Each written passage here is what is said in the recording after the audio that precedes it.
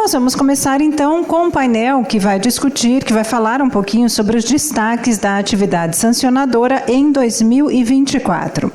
Neste painel, a autarquia vai comentar os aspectos de enforcement e também processos administrativos conduzidos no escopo da sua atuação sancionadora.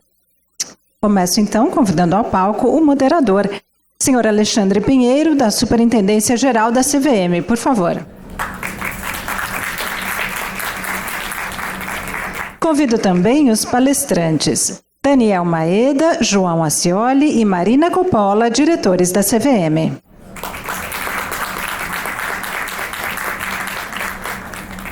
Muito bem, agora sim o nosso palco está completo. Podem se acomodar, por favor. E eu passo então a palavra ao senhor Alexandre. Bom, boa tarde, gente. Primeiro aqui, cumprimentos, agradecimentos. Vou fazer isso aqui nas pessoas do próprio João, do Fábio. Vou fazer também aqui o cumprimento na pessoa do nosso Flávio, na pessoa da ex-diretora Flávia, aqui para a gente prestigiar também a diversidade já nesta etapa preliminar. É um prazer, uma honra, mais uma vez aqui, estarmos então comemorando um aniversário de CVM, aniversário simbolicamente importante, de 48 anos. Como o João disse mais cedo aqui, a gente tem uma autarquia que, né, ela tem já esse número de anos aí, mas ela tem sempre algo de abertura para o novo que constrói, é algo realmente já do DNA da autarquia. O João tem trabalhado muito também nesse sentido e é muito importante a interação com os próprios participantes do mercado para que isso se efetive. Então ela é uma jovem senhora e nós vamos falar aqui hoje nesse painel, como sabem, não propriamente de algo mais diretamente ligado à faceta de desenvolvimento de mercado, porém é sempre importante lembrar que a atuação sancionadora não tem nada a ver com a busca de punições, etc. É algo de resguardo e de segurança para que efetivamente as liberdades públicas sejam asseguradas, o Estado, até quando há um desvio, ele possa tirar algo construtivo no que faz ali. Preciso fazer aqui o clássico disclaimer, de que o que falarei não vincula aqui necessariamente a CVM. Cumprimento aqui especificamente também, então, todas e todos na audiência. Após aqui o disclaimer, importante lembrar, como aliás a Paloma, há pouco aqui nos brindou com uma fala a respeito, que a CVM é uma reguladora que tem algumas facetas na sua atuação, a divisão pode variar um pouco, até em termos didáticos, como a gente sabe, mas grosso modo é importante lembrar que ela normatiza, ela supervisiona, ela registra, autoriza, credencia, ela atua na pauta de educação financeira, educação em sentido amplo, orientação, e tem hoje o pano de fundo das finanças sustentáveis como algo também a informar, até por conta da Agenda 2030, dos Objetivos de Desenvolvimento Sustentável e da amplitude do que ali está, um pano de fundo a informar todas essas facetas de atuação. Tivemos um painel, aliás, super importante aqui, além dos demais hoje, sobre finanças sustentáveis. E, no caso da atuação sancionadora, que é uma das facetas, e mais especificamente o que a gente vai tratar aqui, e com foco em 2024, incidentalmente com algumas informações a respeito de 2024, a gente sabe que essa é uma atuação que atrai muito, em termos humanos, isso é até natural, aí às vezes até um certo grau de emoção, A coisa do xerife do mercado de capitais, em geral, vem associado isso a determinadas situações ou casos ou apreensões que as pessoas têm em relação a possíveis ou eventuais desvios de conduta. Agora, na verdade, essa atuação ela é uma atuação que inclusive envolve alguns instrumentos alternativos, como por exemplo, um instrumento de ajuste, que é o termo de compromisso, que permite que alguém, mesmo que em desvio, que se dirija à CVM com sinceridade de propósito, possa apresentar uma proposta de uma saída ajustada, amigável dessa questão, e com requisitos mínimos, de cessar a prática que se entenda naquele momento potencialmente irregular e corrigir as irregularidades em tese ali presentes com indenização plena de prejuízos no plano individual ou também ali quando presente isso, né, em geral está presente no plano difuso. Pois bem, esta ferramenta, na caixa de ferramentas da CVM para o enforcement, ela nasce ali com a lei 9457/97, ela é aperfeiçoada na primeira grande reforma das leis 6385 e 6404 em 2001, por meio da lei 10.303, ela tem mais um incremento ali da sua condição estrutural com a lei 13.506 de 2017. De lá para cá também nós temos um giro e uma experiência, um aprendizado mútuo com a ferramenta, e que é constante, isso não termina, né? E temos, por exemplo, neste ano, aqui, até este momento, claro, nós temos, por exemplo, já algo que envolve ali quase 80 processos com apreciação de termo de compromisso. Este é o terceiro número, se tomarmos em consideração os 5 últimos anos, e mantém-se um grau ali importante de estabilidade em relação a 80 para 100 e alguma coisa, né, que foi um recorde aí em anos recentes. Esse número de 2024, de termos de compromisso, convive também com, por exemplo, a publicação no final de setembro do primeiro instrumento de termo de compromisso e acordo de não persecução penal. Quem estava aqui no ano passado se recorda, né, João? Até fiz menção aqui de que tínhamos já, né, uma aprovação pelo colegiado desse tipo de atuação coordenada entre CVM e Ministério Público Federal, com base inclusive em um termo de cooperação. Também em relação a esse novo instrumento, o que há de novidade aqui é que no final de setembro houve a publicação, porque ocorreu a homologação judicial do acordo de não persecução penal, um caso envolvendo em tese manipulação.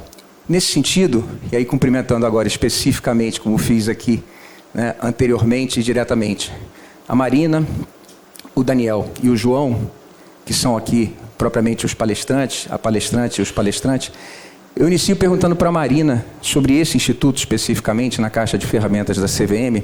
Às vezes um instituto não tão compreendido, né, Marina? E aí, quando não há compreensão, acho que a gente mesmo tem que fazer uma reavaliação sobre o que mais a gente pode fazer para informar e comunicar. Ele, claro que não é uma panaceia, não resolve todos os problemas do mundo, nem se pretende isso, mas às vezes ele é até um pouco incompreendido. E aí, se você pudesse, né, com a experiência que tem, inclusive uma experiência anterior na própria CVM, e uma outra no intervalo até este mandato, que agora já completamos aí 1 ano, queria ver se você podia trazer um aporte, uma abordagem sobre a sua visão, em termos de perspectiva, até talvez um pouco o histórico e até chegarmos aqui no que você achar que é relevante, e como estamos em relação a isso, em relação inclusive à governança para isso, ao Comitê de Termo de Compromisso. Aliás, cumprimento aqui os membros presentes e a Maria Lúcia para, com isso, cumprimentar a secretaria que tanto trabalha e atua na Gerência Geral de Processos em relação à coordenação do CTC pela Superintendência Geral e, em última análise, também o próprio papel e o trabalho do colegiado. Por favor, Marina.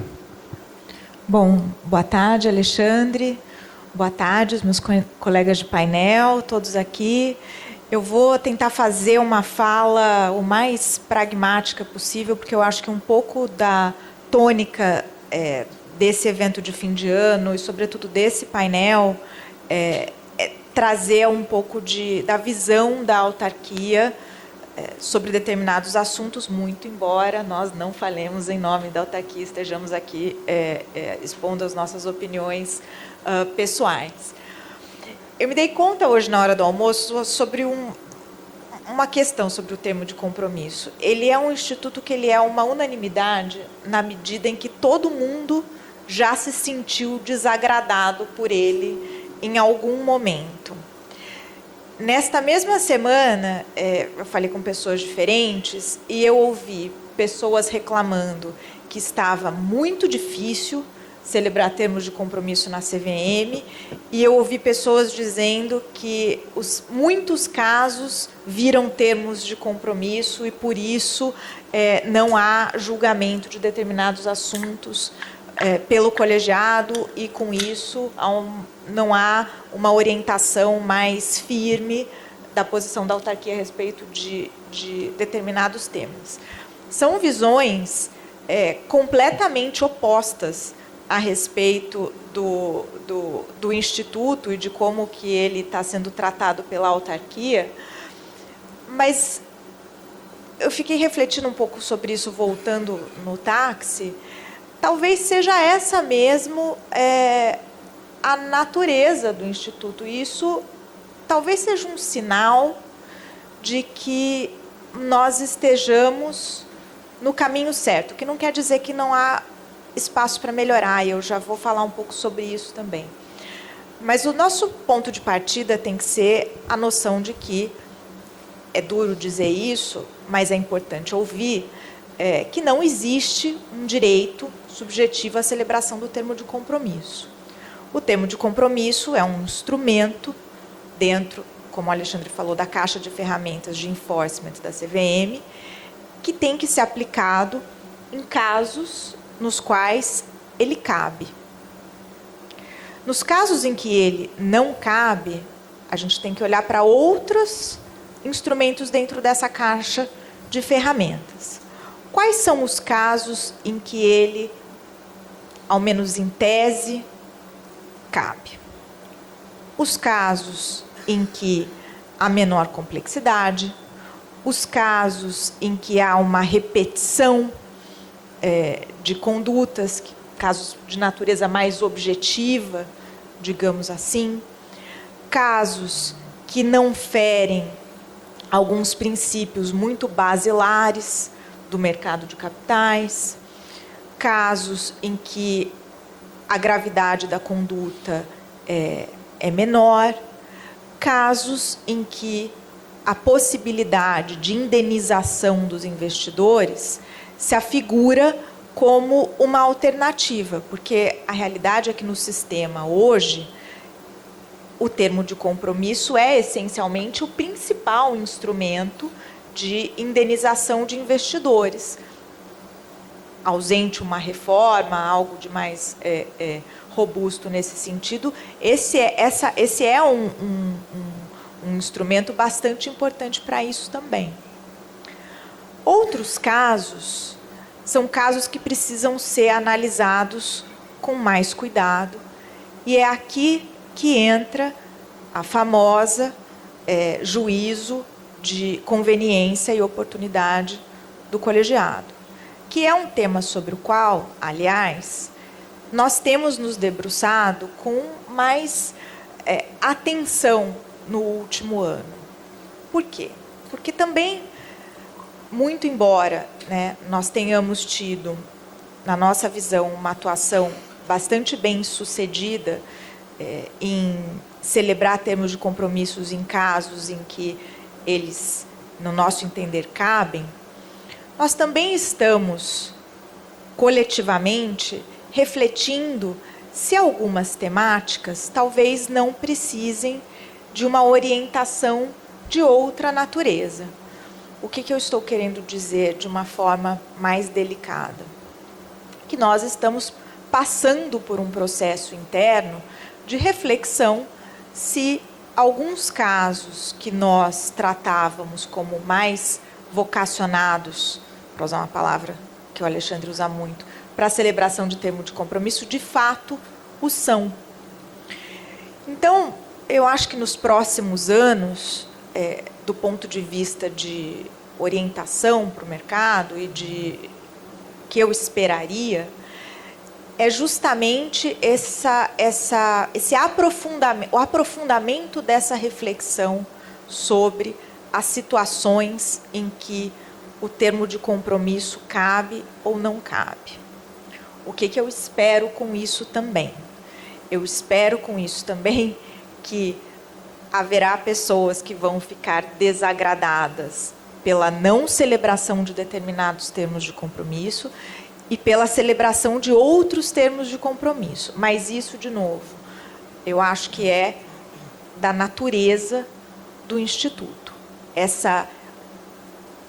Esse grau de insegurança, eu não quero usar essa palavra insegurança, mas esse grau de preservação do juízo de conveniência e oportunidade da autarquia é algo do qual nós não vamos abrir mão, e temos refletido bastante sobre isso. Esse é o primeiro ponto. O segundo ponto, que eu acho que foi uma conquista que veio desde a edição da 13.506, depois a instrução 607 e da resolução 45, que é, e mais do que tudo, de um trabalho que foi desenvolvido e aqui não é nem sobretudo, mas eu diria que quase que exclusivamente, pelo Comitê de Termo de Compromisso da CVM. Quem acompanha e advoga e trabalha com a CVM há muitos anos, sabe que uma das reclamações que se ouvia muito no passado é que não havia muita previsibilidade acerca dos valores de celebração de termo de compromisso. Lembrando aqui que não existe direito à celebração de termo de compromisso, que não existe expectativa que possa ser atendida também com relação a valores, que nós estamos em qualquer situação no campo da conveniência e da oportunidade, ainda assim, com todos esses caveats, a CVM fez um esforço concentrado e bastante pensado de dar mais previsibilidade para a celebração desses acordos. Então, na análise dos últimos anos, eu diria de 2017 para cá, o que para nós é bastante evidente e que deveria ficar também bastante deveria também transparecer da mesma forma para o mercado, é essa noção de que, quando se está diante de um caso com determinadas características que tem uma coincidência com características de outros casos que foram apreciados no passado, o que nós queremos imprimir nesse processo é algum grau de previsibilidade. E o Comitê de Termo de Compromisso tem feito isso com muito cuidado. E aqui eu tenho que referir primeiro a Andréa, que deu início a esse trabalho, a Maria Lúcia, o próprio Alexandre. Então, da mesma forma que a gente tem visto um maior grau de previsibilidade, de estabilidade e de sistematicidade na fixação das penas em sede de processo sancionador, no que diz respeito aos termos de compromisso, a nossa sensação e o nosso esforço também tem sido nesse sentido, que é criar uma racionalidade para a fixação desses valores. À medida em que os estoques de casos vão se tornando cada vez mais recentes, né, e a gente tem mais massa crítica para conseguir replicar determinadas lógicas e determinados juízos feitos no passado, a nossa expectativa é que essa sistematicidade também tende a se aprofundar nos próximos anos. Muito obrigado, Marina. Um instigante aporte. E aí, João, já que a gente estava falando na caixa de ferramentas, quer dizer, uma caixa de ferramentas, aliás, a clássica, né, muitas vezes é o que as pessoas, inclusive, esperam para a maioria dos casos, ou algumas pessoas até pleiteiam que isso ocorra em todos os casos, há quem até discuta ou questione ou não concorde com instrumentos de ajustamento, instrumentos alternativos, o que, aliás, é legítimo, né? Mas vamos falar um pouquinho, se me permite, sobre julgamentos. Nós tivemos um ano, né, um ano de 2024, em que o colegiado tem aí um número representativo, um número importante, relevante de casos julgados. A gente tem, inclusive, neste ano, uma redução, né, de número de absolvições, e sempre aqui com uma pontuação de que isso em si não é importante, né, gente? Então, assim, tem anos em que você aceita mais termos do que rejeita, ou o contrário. Quer dizer, o importante é a gente ter o tratamento das coisas com segurança, previsibilidade, clareza, transparência, e as circunstâncias e as variáveis poderão levar a resultados diferentes, e todos eles, não obstante, com a sua justificação. Mas o fato é que a gente tem, por exemplo, neste ano, uma redução de absolvições. Mas falando um pouco aqui dos casos em que o colegiado compreende que é uma situação, né, por exemplo, ali presente, ou há uma situação ali em determinados casos em que deve o colegiado aplicar penalidade, João,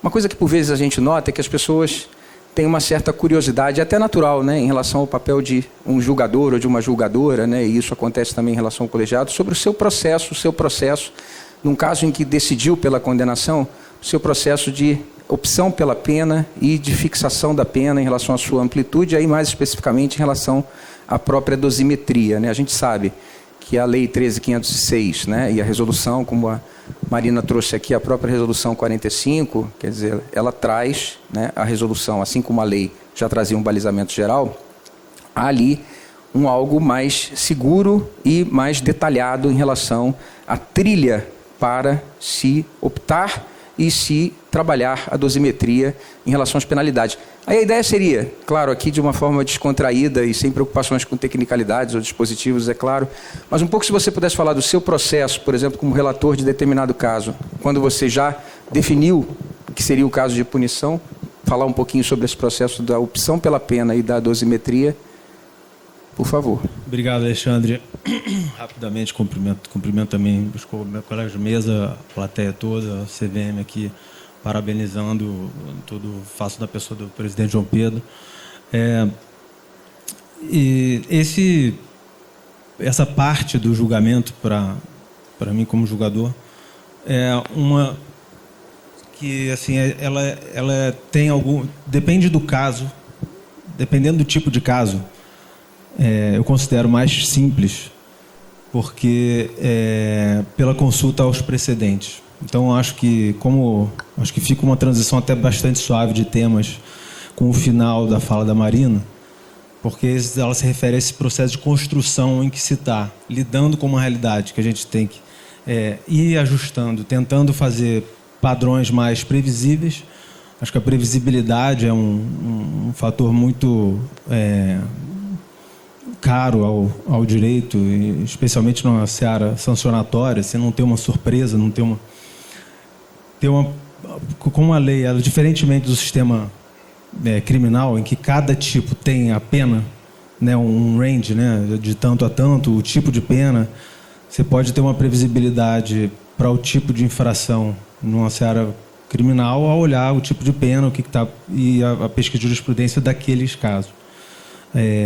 Apesar de a lei a 13.506, ter trazido um maior cardápio e mais flexibilidade, ainda se tem um sistema em que é uma seção de penas e outra coisa são as infrações. Então, a minha principal consulta a como aquilo vem sendo tratado, referência, porque eu acho que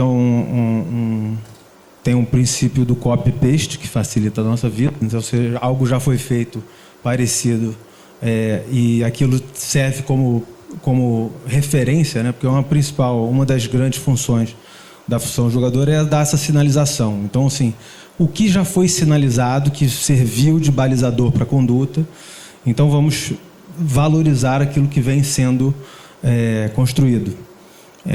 Então, por vezes eu me deparo com certas incômodos assim do resultado. Eu falo assim, mas se seguir o precedente vai ter um resultado que pode me parecer inadequado, mas eu acho que nesse caso eu particularmente prefiro manter uma fidelidade ao que vem sendo construído, principalmente na parte de dosimetria, porque é uma questão de proporcionalidade, né? Quando você vê na lei lá, apesar de a gente não falar de dispositivo, ali se fala no dispositivo onde diz como aplicar a dosimetria, né? No parágrafo 1º do artigo 11, se fala do princípio de proporcionalidade e razoabilidade, que em geral não quer dizer nada, né? Porque a princípio a razoabilidade de cada um. Só que ela tem uma forma de querer dizer algo que é razoável aquilo que já vem sendo previsível, é proporcional em relação a outros. Então, por exemplo, esse é um ponto que, ao tentar buscar uma proporcionalidade, o que eu tento é buscar nos precedentes, não só o precedente daquele tipo infracional, mas sim precedentes de outras condutas que são punidas, por exemplo, com um valor maior e que parecem, às vezes, ter uma gravidade maior ou menor em relação aos bens jurídicos tutelados. Então, você vê assim, um fato relevante teve uma punição X e essa operação aqui, uma fraude, teve... Então, assim, não é uma busca do precedente específico para aquilo, mas é uma questão de tentar buscar uma proporção entre infrações diferentes, assim, como se fosse um juiz pensando assim, pô, o que é mais grave? Você fala tempo de cadeia numa justiça criminal, a gente aqui está falando de valores de multa, a não ser quando se trata de das duas outras modalidades, né? Os dois pontos da curva, que é o advertência ou a inabilitação, que também aí sim, aí tem uma outra dosimetria. Mas esses valores, assim, eu tento buscar principalmente referência em outros casos. E nesse processo também tem um fator que acho que é um ponto de interrogação, que a lei deu uma bola meio com um efeito, né, uma bola meio quadrada para lidar, que é algo que tem uma dificuldade prática imensa e acaba sendo... não tem como ter uma aplicação, mas está ali expresso, né, uma das alterações da 13506 foi dizer que tem a capacidade econômica do infrator, que deve ser considerada. Então, assim, isso é um desafio para eventualmente se pensar, mas eu não faço, não consigo computar isso ao julgar, por falta de instrumento, não sei como fazer isso. Mas é uma perturbação que me surge, né? Mas basicamente eu tento buscar os precedentes. E nas discussões é uma discussão muito colegiada, né? Assim, buscar, que às vezes tem as discussões sobre condenar ou não, e aí tem uma divisão maior, mas assim, a minha percepção da decisão colegiada é que tem quando se define que é uma punição, tem uma busca muito harmônica, assim, por uma dosimetria unânime. Assim, acho que se tiver exceção é raro.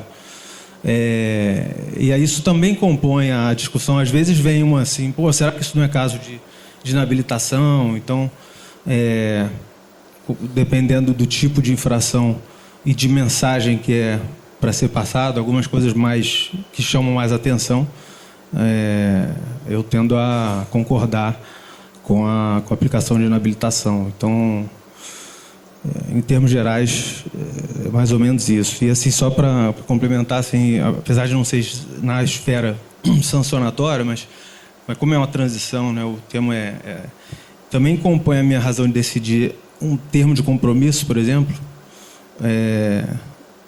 Às vezes a relevância, né, daquilo, dependendo do caso, eu vejo aquilo como uma punição mesmo, apesar de formalmente não se dizer, é uma consequência, é uma sanção jurídica, né, uma consequência para algo que aconteceu. Então, às vezes, para a decisão minha de votar pela aceitação, também às vezes passa pela constatação de que aquilo foi um ilícito, parece ter acontecido, e aí aquela multa, aquela pena ali, chamada na lei de indenização, está proporcional também. Então, tanto é que eles têm uma correlação, uma parecida, que acho que vai compondo também a formação desse corpo de precedentes para uma maior previsibilidade. É mais ou menos assim que eu tento lidar com essa dificuldade. Obrigado, João. Daniel, estamos aí com o seu mandato em 2024, após uma experiência, né, uma rica experiência antes nas áreas técnicas e especificamente como superintendente, lidando também com enforcement, né, mas numa outra perspectiva dentro da mesma e única organização que é a CVM.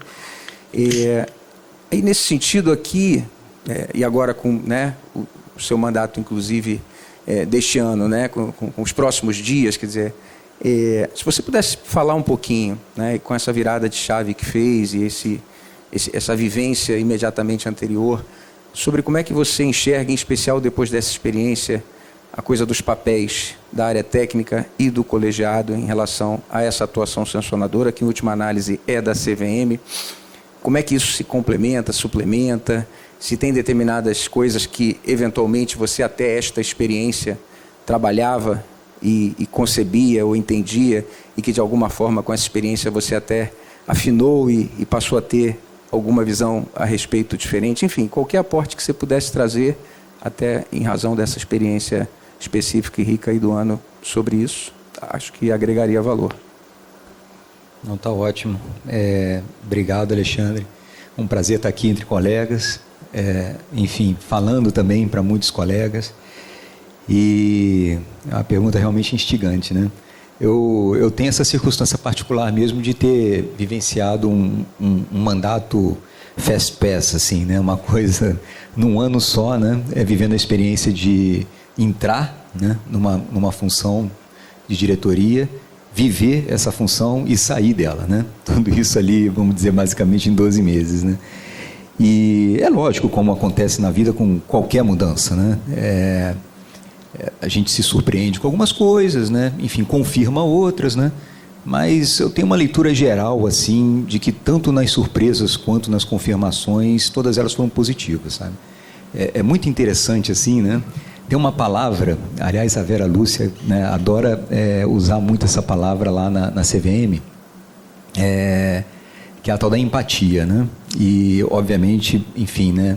É uma qualidade, né, do ser humano realmente conseguir ser empático, né? Eu acho que não tem nada tão forte, né, tão incisivo, né, para te ensinar sobre empatia do que você estar na outra posição, né? Então, realmente, eu venho de uma experiência de 20 anos de área técnica, uma área de supervisão, aliás, fiscalização, né? Uma área que gerava processos sancionadores, né? E todo mundo sabe, claro, né? Existe, e aliás, é muito saudável, foi um reforço, quando passei pela diretoria, esse conceito da separação, né? Entre as áreas técnicas e o colegiado, nessa questão do sancionador, é muito importante que seja assim. Acho que traz um nível, né, de governança, enfim, né, para o processo, que é muito bom. Já vivemos com isso há uns 20 anos, mais ou menos, né, Alexandre? Com essa separação plena, né, dessas instâncias acusadora e julgadora. E, enfim, eu tinha uma visão, obviamente, né, puramente acusadora, né? Ainda que, ok, né? Realmente sempre fui assim, um superintendente com uma visão de enforcement como último recurso, né? Sempre foi muito da minha forma de pensar. Eu acho que é realmente uma ferramenta na caixinha, né, que você tem que usar quando nenhuma das outras deu certo, né? Enfim, né, ofício circular não resolve, ofício de alerta não resolve, multa combinatória não resolve, etc. Você vai para o sancionador. Essa sempre foi a minha visão de coisas, né? Mas ainda assim uma visão de acusador, né, vamos colocar assim, né, com todos os vieses, né, de um acusador, né? E foi muito interessante ter vivido essa experiência de diretoria realmente, né, de julgador efetivamente, né, porque, enfim, né, você vai percebendo, primeiro, né, que não é mesmo, né, um trabalho nada fácil. Eu já não, enfim, imaginava que fosse, com certeza, né, mas foi uma das coisas que me surpreendeu, assim, né, é ainda mais complicado do que eu imaginava que fosse, né. Julgar pessoas, julgar instituições é muito difícil, é um exercício complexo pra caramba, sopesar, né, todo esse nível de provas ali, né, enfim, né, trazidas pela acusação, controvertidas pela defesa, né, teses de toda sorte, né, é um trabalho bem complicado. E, obviamente, eu entrei muito consciente desse meu viés, né, como eu tentei anular esse viés, né, enfim, acho que o grande resumo, né, dessa minha tentativa foi um pouco dessa questão da escutativa, né, que, aliás, é um termo que você adora usar, né, Alexandre? Mas é muito correto também, né? Também é uma coisa importante para se ter, né? Seja no momento da acusação, seja também no momento do julgamento. Mas como é que eu exercitei essa escutativa, e aí os meus colegas são testemunhas disso, né, ao longo desse meu mandato, né? Uma escutativa que eu vou chamar assim de presente, né? Realmente nunca fui assim, sempre procurei evitar, né, alguns institutos, né, típicos do diretor, né, como, por exemplo, pedidos de vista, né, para estressar mesmo as discussões. Falar, não, eu tenho que tentar buscar algum consenso. E os demais diretores vão lembrar, cada um deles, né, de pelo menos um caso, né, com alguns diretores até mais de um, né, em que eu efetivamente mudei de opinião, né, assim, mesmo em casos sobre minha relatoria, enfim, conversando, interagindo, ouvindo outras percepções. Acho que a ideia da colegialidade é muito essa, né, então a gente tem que saber explorar isso, né. Então acho que isso me ajudou, né, a tentar anular esse meu viés, né, natural e inevitável, né, que eu vinha trazendo essa minha experiência pregressa. E, obviamente, né, o Acioli explorou muito isso também, né, uma escutativa do passado, vou colocar dessa forma, que é se debruçar sobre os precedentes. Né? Assim, olha, como é que a CVM já julgou isso no passado? Né? E aí, isso é outra coisa que me surpreendeu também, quando entrei na diretoria, né, você acaba tendo uma impressão, né, olhando de longe, né, olhando de fora, de que é relativamente simples ou fácil, né, se guiar pelos precedentes. Ah, não, sei lá, administração irregular de carteiras, né, pô, tem 50 julgados, né, nos últimos anos, etc. Vou lá, enfim, vai me dar uma estradinha certinha e pum, né, batata, né, não tem como errar aqui, vai ser condenação ou absolvição, vai ser esta pena, né. É muito ruim, hein? Assim, não é simples desse jeito, né, por uma série de circunstâncias, né. Uma é essa que o Acioli explorou, né. Acho que existem ferramentas previstas inclusive na própria lei, que a gente ainda tem que amadurecer como usar, né? E isso, obviamente, como não está amadurecido, a gente acaba tendo, enfim, limites, né, no exercício do julgar, né? Uma outra questão é que, apesar dos tipos infracionais serem os mesmos, né, como eu mencionei aqui, os fatos mudam, né? A administração irregular de carteiras que acontece hoje é o mesmo tipo de administração irregular de carteiras que acontecia 10 anos atrás? Pô, mas nem de perto. Né? E isso com todos os tipos, né? O tipo de fraude que a gente vê hoje é o tipo de fraude que a gente jogava 10 anos atrás, ou manipulação de preço, ou enfim, seja lá que tipo for, insider, etc. Não, né? As circunstâncias mudam porque o mercado muda o tempo inteiro e ali no fundo você está tentando amoldar uma situação de passado, né? Tentando encaixar aquilo no presente com todas essas assimetrias, né, que o tempo trouxe, né? E é isso, né? E aí começa aquele trade-off. Poxa, eu preciso, porque obviamente super concordo com a senhora nesse ponto, né? Previsibilidade é importante, eu sempre fui um defensor na CVM disso, né? Quanto mais previsível o regulador for, melhor ele será, né? Mas, enfim, você não pode também se perder a um ponto de não considerar que os fatos mudaram, que, né, o mercado mudou, que os tipos infracionais acontecem hoje de uma forma diferente da que aconteciam antes. Então, até aqueles efeitos clássicos, né, de qualquer pena, né, dissuasório, orientador, né, repressivo, etc., eles vão mudando de forma. Essa é que é a verdade. Às vezes, uma pena que você dá hoje para aquele tipo ali, se for idêntica à do passado, não vai gerar esses mesmos efeitos, né? Então, gente, que complicação. É um negócio realmente, assim, difícil, né, exercer esse papel, né? Agora, de toda forma, muitas confirmações também, né? Não vou negar isso.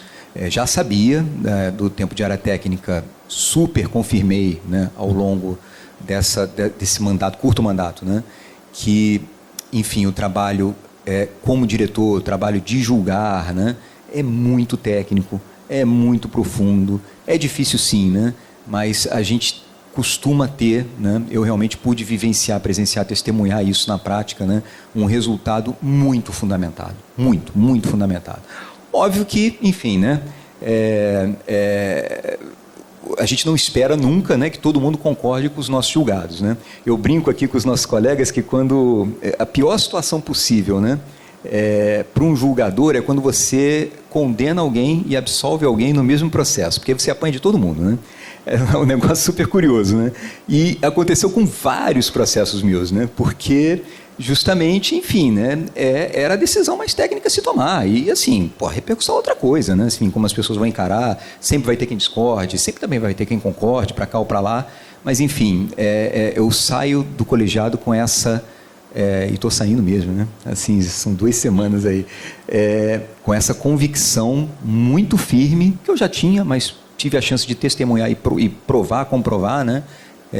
De que as decisões são muito bem tomadas, muito bem fundamentadas, muito bem discutidas, aliás, como eu acabei de falar aqui, né? Um pouco antes, né? Antes que se amadureça no sentido lá, né? Enfim, né? Da decisão, né?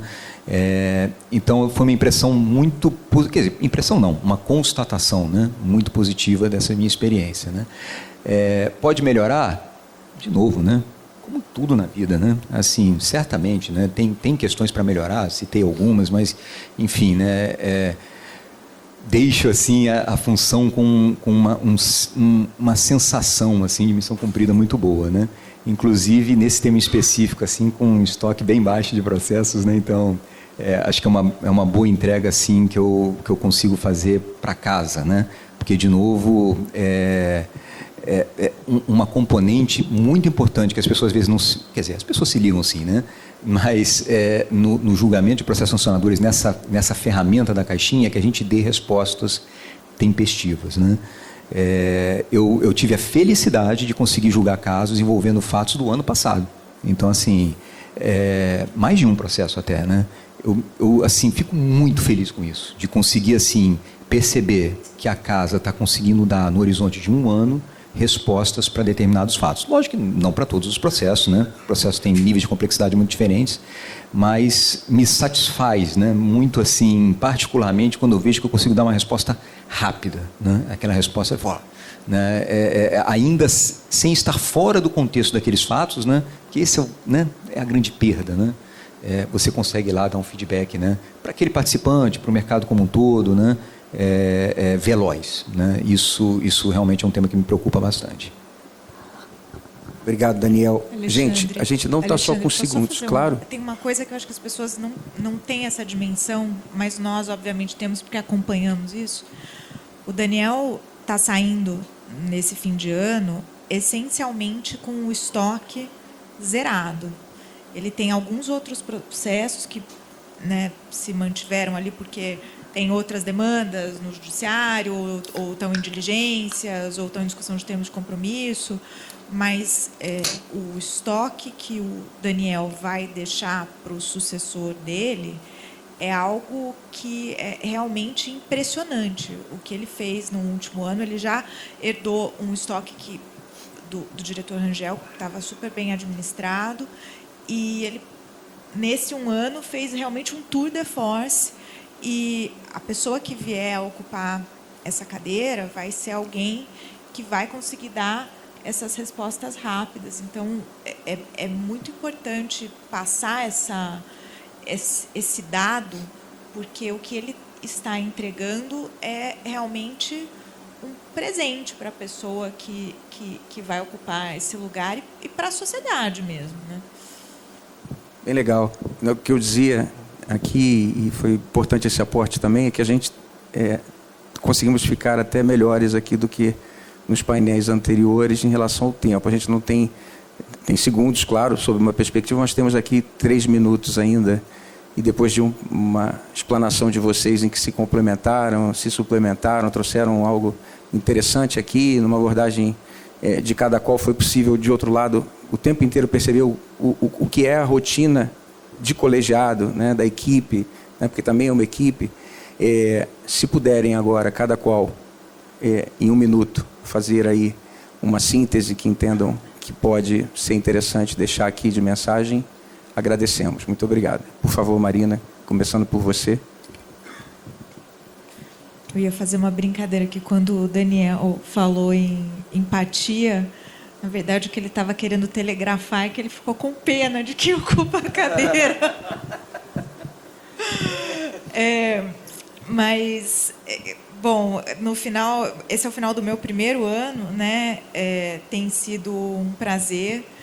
O meu objetivo no ano que vem, falando muito francamente, é encerrar o ano, quem sabe numa situação semelhante a que o Daniel deixou para o sucessor dele. Então, o meu foco esse ano vai ser realmente também fazer uma grande esforço para julgar o máximo de processos possível e começar 2026 aí também numa situação bastante semelhante. O estoque já está baixo hoje, mas a ideia é zerá-lo, ou quase, no final desse ano. Obrigado, Marina. Por favor, João, se conseguir também, temos aí, ó. Ela até devolveu o tempo, a Marina, hein? Mas temos aqui um minuto aí para cada qual, com tranquilidade. Eu vou falar brevemente bem de algumas pessoas e mal de uma.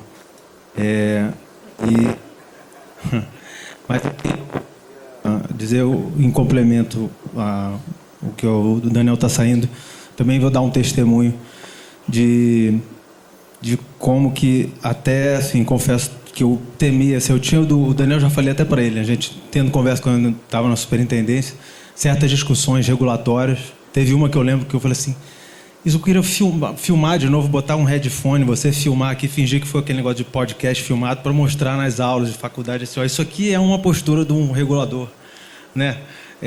Positivo. E quando ele foi apontado para a diretoria, eu achei que... Falei assim, bom, vai ser muito bom, mas temi o certo viés a que ele se referiu. E desde o começo, eu sempre achei que foi muito abaixo de qualquer viés, que eu nem notei. Sinceramente, acho que qualquer esforço que você tenha feito foi mais do que suficiente para zerar.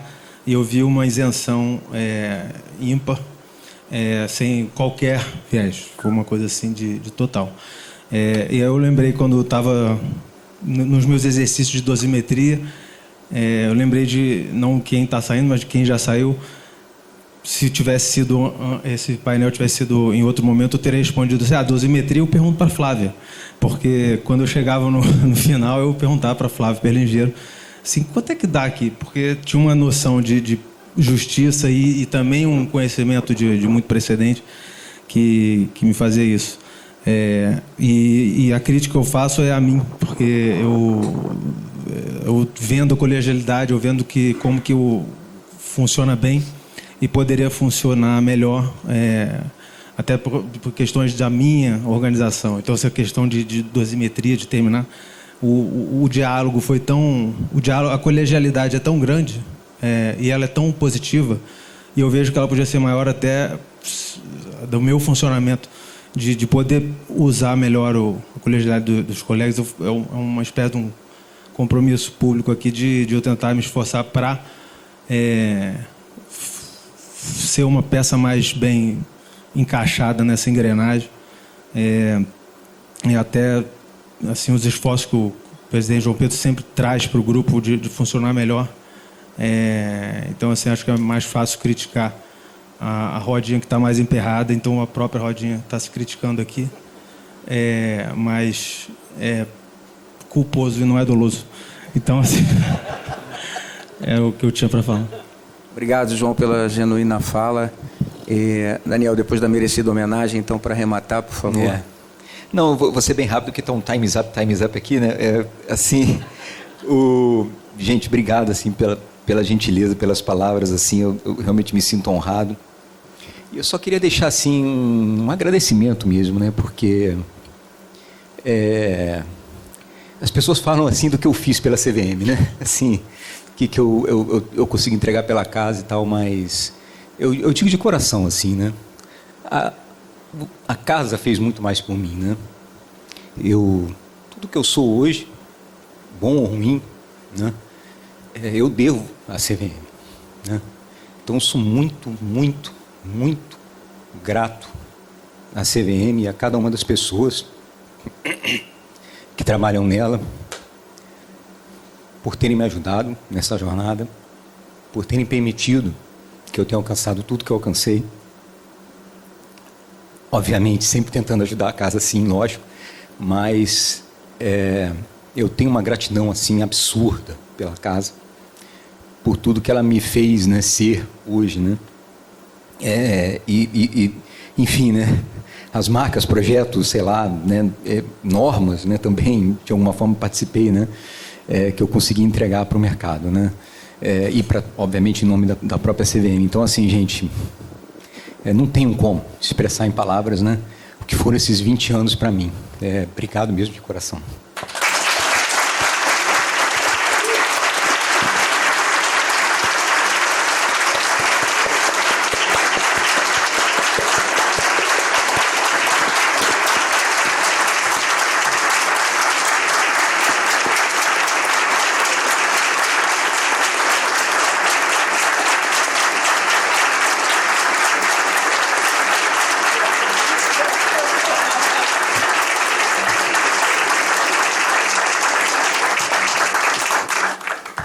Bom, gente, com essa genuína emoção do Daniel, a gente encerra o painel, agradece e deseja que tenhamos aí um prosseguimento do evento como vem sendo bastante produtivo para todas e para todos nós. Cuidem-se. Muito obrigado.